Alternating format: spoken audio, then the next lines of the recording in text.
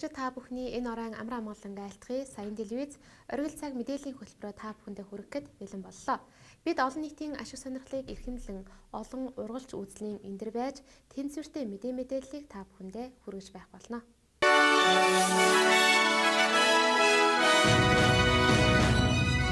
Манай аймаг дахь хаан зээлийн төв шинэ салбараа нээгээд байна.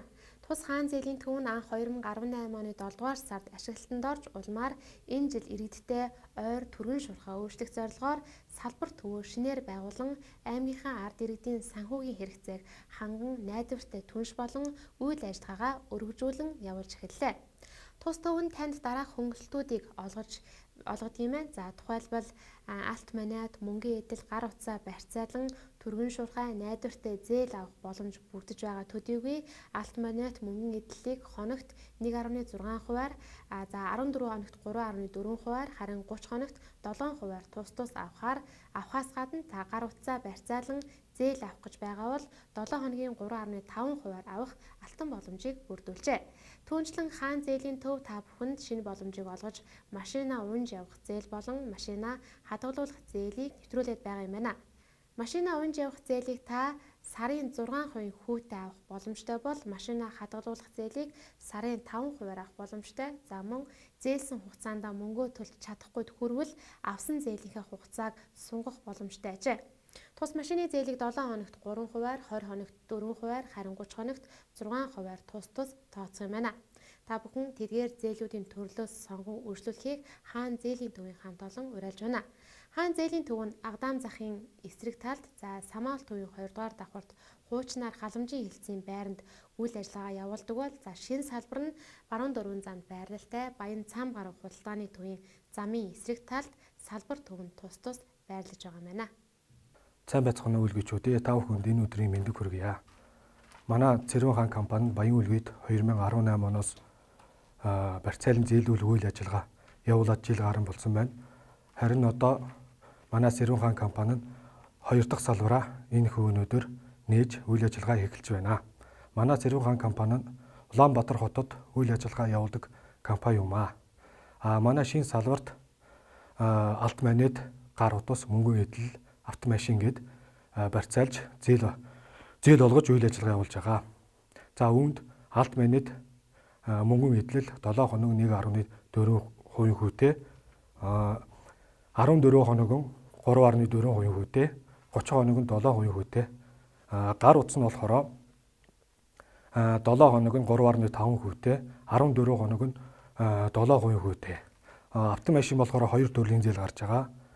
Үүнд автомашина унж явах зээл болохоор 1-ээс 12 сарын хугацаатай 6% хүүтэй.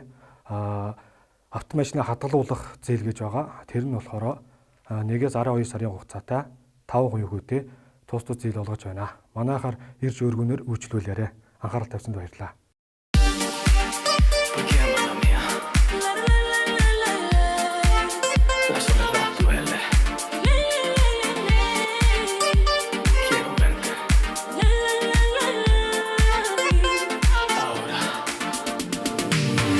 Thinking back to how it started, I can't believe the way we parted. Porque mi amor. Үзэгч та бүхэндээ хаан зээлийн төвийг танилцуулж байна. Тус төв нь 2018 оны 7 сард ашиглалтанд орж улмаар энэ жил иргэдтэй ойр түргэн шуурхай ажиллах зорилгоор салбар төвөө шинээр байгуулан аймгийн ард иргэдийн санхүүгийн хэрэгцээг ханган найдвартай түнш болон үйл ажиллагаагаа явуулж байна. Тус шинээр байгуулагдсан салбар төв нь танд дараах хөнгөлөлтүүдийг олгож байгааг дуулгахад таатай байна.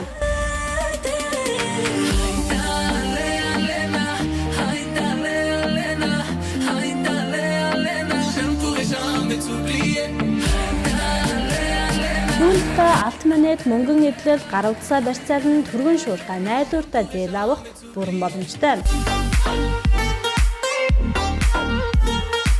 Алт маниад мөнгөний эдлийг 7 хоногт 1.6%-аар, 14 хоногт 3.4%-аар, харин 30 хоногт 7%-аар авахаас гадна та гар утсаа барьцаалан зээл авах гэж байгаа бол 7 хоногийн 3.5%-аар авч болно. Түүнчлэн хаан зээлийн төв нь танд шинэ боломж бүхий машина унаж явах зээл болон машина хадгалуулах зээлийг шинээр нэвтрүүлээд байна.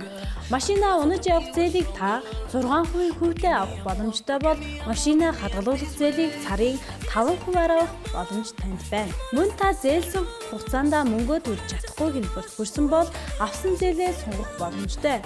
Тус машины зээлийг 7 хоногт 3%-аар, 20 хоногт 4%-аар, харин 30 хоногт 6%-аар тус тусгаас олно. Та бүхэн зээлийн төрлүүдээс сонгон үйлчлүүлээрэй. Хаан зээлийн төв хаяг 5 дугаар Багдам захын эсрэг талын Самал төвийн 2 давхарт хуучин халамжийн хэлтсийн байранд мөн 4 замд байралтай Баян самгаар худалдааны төвийн замын эсрэг талд салбар төв нь байрлал байна.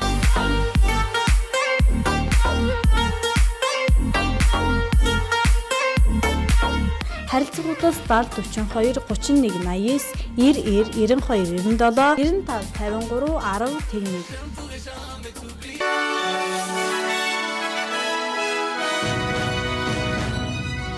Иргэн Шаймратын санаачлагаар 6-9-р багийн нутаг дэвсгэрт 20-с 25 хүний багтаамжтай шинээр савн, халуус, дэлгүүр, үүд хаалгаа нээлээ. Нээлтийн үйл ажиллагаанд өлгийн сумын удирдлагууд болон багийн удирдлагууд тус багийн иргэд оролцлоо. Тус 2 багийн хувьд 2000 гаруй оршин суугчтай боловч одоогийн байдлаар халуус, савны үйлчлэгээний газар хомс байдаг байсан бол энэхүү асуудал нь ийхүү шийдэгдэж байна хэмээн ард иргэд талархлаа илэрхийлж байлаа. Тус үйлчлэгээний газар нэгдснээр 6-аас 7 хүнийг шинээр ажлын байраар хангажээ. За мөн орчин үеийн стандарт шаардлагад нийцсэн багж хэрэгслээр өрөөнүүдэд тогтжуулсан түүнчлэн та альжаалаа тайлан халуус саунд оронгоо дэлгүүрээр үйлчлүүлэх давхар боломж бүрдүүлжээ. За хаяг 9-р багийн хотгор явах зам дагуу байрлалтай Петровс шатхуун түгээх станцын замын эсрэг талд байрлаж байгаа юм. Сауна монша Бүкин дэлгүүріміздің ашу рәсімі болмақ, олай болса алғашқы той иесі, бүгінгі моншамыздың иесі, Шаймұрат ағамыздың Асқар Таудай әкесі, Қуатқан ағамызды шабытты шапалақпен кінекей қарсы алайық. Ағайын туыстар, алыс жақыннан келген құдалар, балалар, достар енді. Барлықтарыңызға бүгінгі күннің сәлемін жолдаймын. Мына баладардың бәрі жұмыссыз, еңбексіз болып міне жан-жақта тауысып келген. Содан енді осы монша саунаны істеп жалғастырып іске қосамыз деп бір жылдың жүзі болды, өздеріңіз біліп отырсыздар міне. Содан енді бүгін пайдаға береміз бе деп жатырмыз. Енді ары қарай енді істері табысты болып, игіліктеріне жаратып, 9-шы бақ халқының игілігіне жаратып, барлық ағайын туыс, дос жарандар енді Құда жебияттар аман есен бол, енді ұрпақ жұрағаттарыңыздың қызығына бөріне біліңіздер.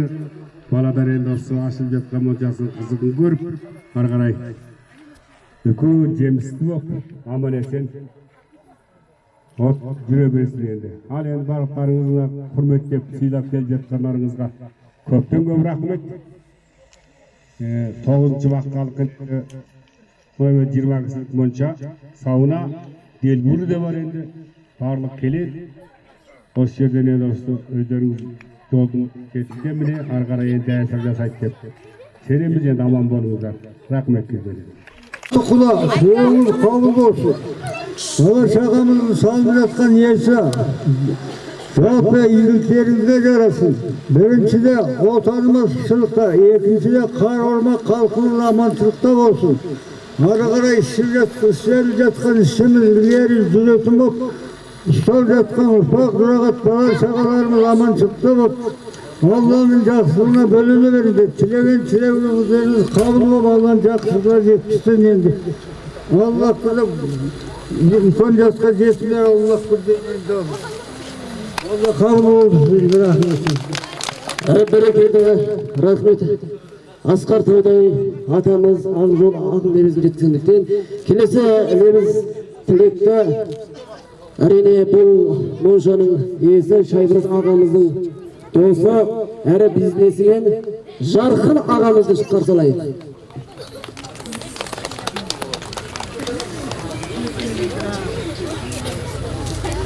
Ассалаумағалейкум, қадірменді мынау аймақ орталығына салынып жатқан мәдени іс-шара жүргізетін орталықтың ашылуына келген құрметті жамағат, сіздерге осы күннің жалынды сәлемін жолдайық. Ал енді біз мынау жаңа айтып жатыр Шаймұрат деген азаматпен міне 10 шақты жылдан бері бизнес саласында бірге жұмыстап, сыйласып, осындай бір жақсы көңілде жүріп жүргенбіз. Жаңа әкесі барын таныстырып өтті. Бұл енді отбасылық бизнес болып жатыр. Осындай бір бизнес ашайыншы қалай көресіз деп бізге келгенде біз шамамыздың келгенше, қолымыздың жеткенше көмектесіп, ақыл кеңесімізді айтып, көмегімізді бергенбіз. Соның арқасында барлық отбасының барлығының осы еңбегінің арқасында осындай бір үлкен бір мәдени іс-шара өткізетін орталық бүгін ашылып жатыр. Енді бұның ең бірінші бұның ашылуының себебі, орын алуының себебіне біздің Чайка бауырымыздың үлесі өте зор деп отырмыз.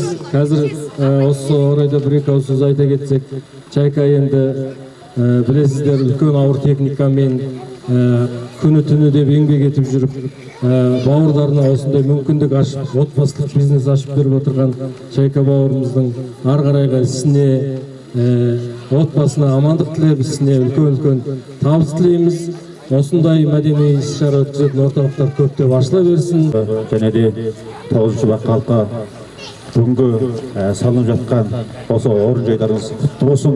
Бұл тек және Шаймұрат орынжайы ғана емес, мәгістер емес, барлықтарыңыздікі қатты қуанып жатырмыз. Сондықтан осы Ақжол атты жаңағы монша магазин құтты болсын. Сіздердің игіліктеріңізге жарасын дегенді айта кеткім келеді. Рахмет. Ал енді Чайка болғанда жалпы бизнес саласынан да, қай жағынан да ilgari жүріп келе жатқан бет-беделді мықты азаматымыз. Осы енді мықты азаматымыз міне үлкен орынжай ашып жатыр екен. Бұндай орынжайлар көптеп ашыла берсін. Ал енді игіліктеріңізге жарасын. Рахмет. Бақ халқы, барлықтарыңызға бүгінгі сәлемін жолдаймыз. Ал енді мынау біздің бағымыздағы ең үлкен салынып жатқан бүтен бақ ол. Жеке адам өзіксізмей салып жатыр. Мынаны үкіметтік жүзінде сағатын болсақ қыруар ақшамен іске асатын шаруа. Ал енді бұныңыз Чайкаға игілікке жарап, халықтың қалауы болып, халық ішінде үлкен еңбек ете беріңіздер. Ары қарай да алға қойған тілек жаңағы мақсаттарыңызды біз ары қарай қолдап жұмыстаймыз. Барлықтарыңызға көп рахмет.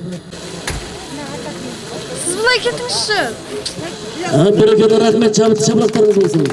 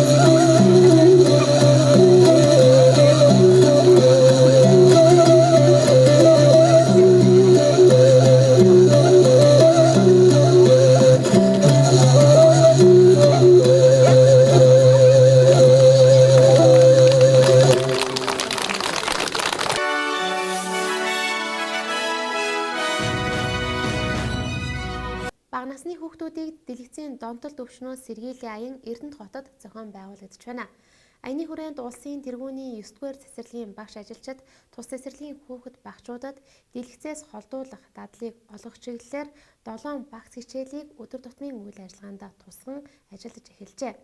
За сарын турш үргэлжлэх бага насны хүүхдүүдийг дэлгэцийн донтол өвчнөөс сэргийлэх аянд Тус аймгийн 37 цэцэрлэгийн 5,000 гаруй хүүхэд хамрагдаж байгаа юм байна. За аяны хүрээнд цэцэрлэг сургууль эцэг эхчүүдэд зориулан дэлгэцийн донтолтоос хүүхэд багчуудаа хэрхэн сэргийлэх талаарх зөвлөгөө мэдээлэл өгч хүүхдүүдэд зөв дадлыг хэвшүүлэхэд сургалт нөлөөллийн арга хэмжээ зохион байгуулж ажиллаж байгаа юм байна.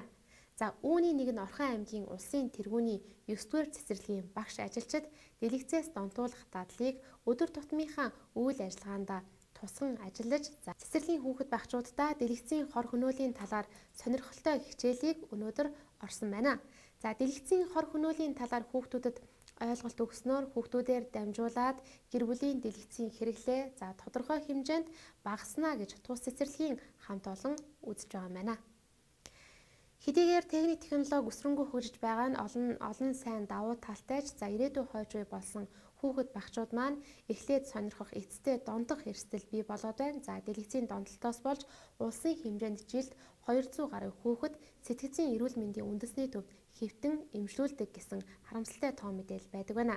Иймээс эцэг эхчүүд хүүхдийнхээ дэлгэцийн хэрэглээг багасгах, дэлгэцээс холдуулах дадлыг өдөр тутмын амьдралдаа хэвшил болгох, өөрөөр хэлбэл гар утас зурагт бол хүүхэд саатуулах тоглоом биш гэдгийг тус цэцэрлэгийн багш ажилчид онцлон дурдж байна. Ийшээ танд сонсоод дагаж хэлэхгүй. За яа.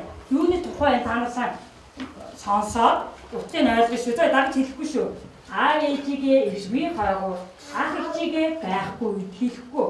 Хотоо цаар тоглож болохгүй. Тоглоом цагуудад аюултай шүү. Аюултай тоглоомоор тоглож болохгүй. Анхаараарай хүүхдүүдээ. Ерөнхийдөө бол бид нар дэлгэцээс холдуулахын дадлууд гэсэн 7 багц хичээлийг бол өдөр тутмын үйл ажиллагаагаар бас явуулж байгаа. Мөн хүүхдүүд бол өдөр тутмын үйл ажиллагаа болгоснороо бол хүүхдэд дадал болж суух ёстой. За энэгээрээ бол хүүхдүүдээрээ дамжуулаад бас гэр бүлийн утасны хэрэглээ, мөн гэр бүлийн дэлгэцийн хэрэглээг бол багасгах ийм зорилготойгоор бол сарын аян зохион байгуулалт ажиллаж байгаа.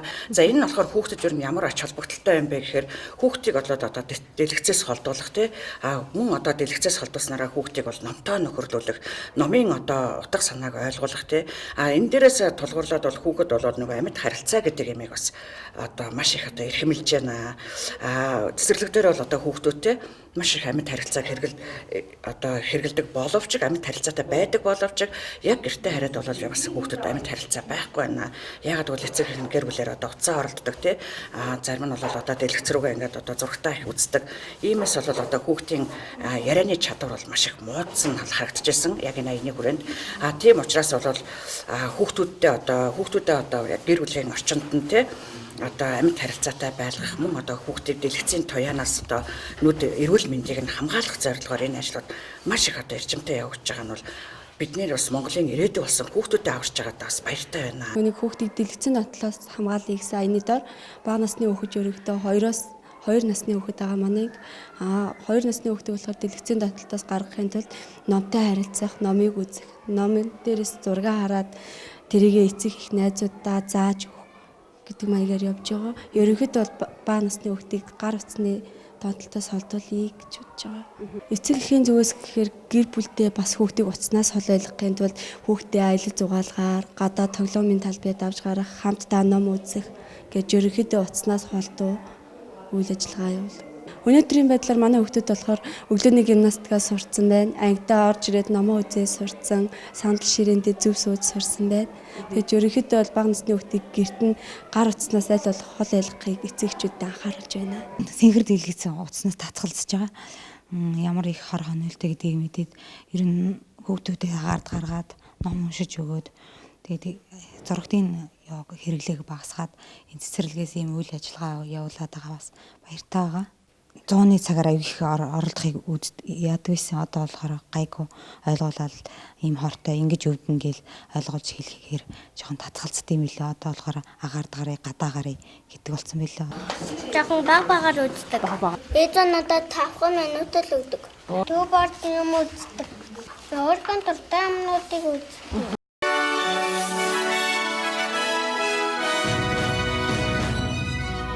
Та бүхэндээ сонирдуулах зардуулгыг 1-8-12 дугаар багийн иргэд бизнес эрхлэгч нарт 2019 оны 11-р сарын 11-ний өдрийн 14 цагаас Үлгий сумын ерхий боловсролын 3 дугаар сургуулийн Арай клубт мэргэжлийн хяналтын газрын Үлгий сумын засаг даргын тамийн газраас хамтран иргэдээ сонсын сарын аяны удирдамжийн дагуу уулзалт зохион байгуулах юм байна.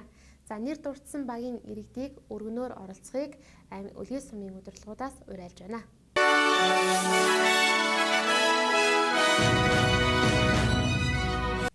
За мөн дараагийн сонирдуулах мэдээг дуулгая. За Тус аймаг дахь цагдаагийн газраас архитан согтуурхтай тэмцэх энэ төрлийн хууль тогтоомж дүрм журмын хэрэгжилтийг хангахад төрийн болон төрийн бус байгууллага иргэдийн оролцоо сэдвт нээлттэй хэлэлцүүлгийг 2019 оны 11-р сарын 8-ны өдөр буюу маргааш зохион явуулах тул ард иргэд төрийн болон төрийн бус байгууллагын албан хаагчид идэвхтэй хамрагдахыг уриалж байна.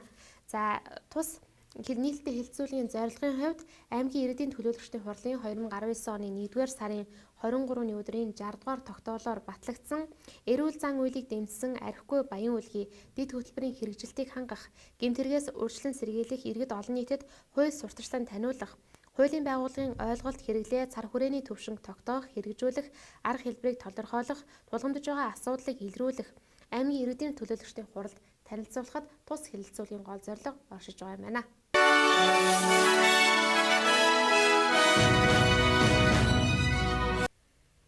Их мэнд үзэгчдээ энэ хүрээд Сайн телевизийн оргил цаг мэдээллийн хөтөлбөр өндөрлөж байна. Анхаарлаа хандуулсан үзэгчид та бүхэндээ баярлалаа.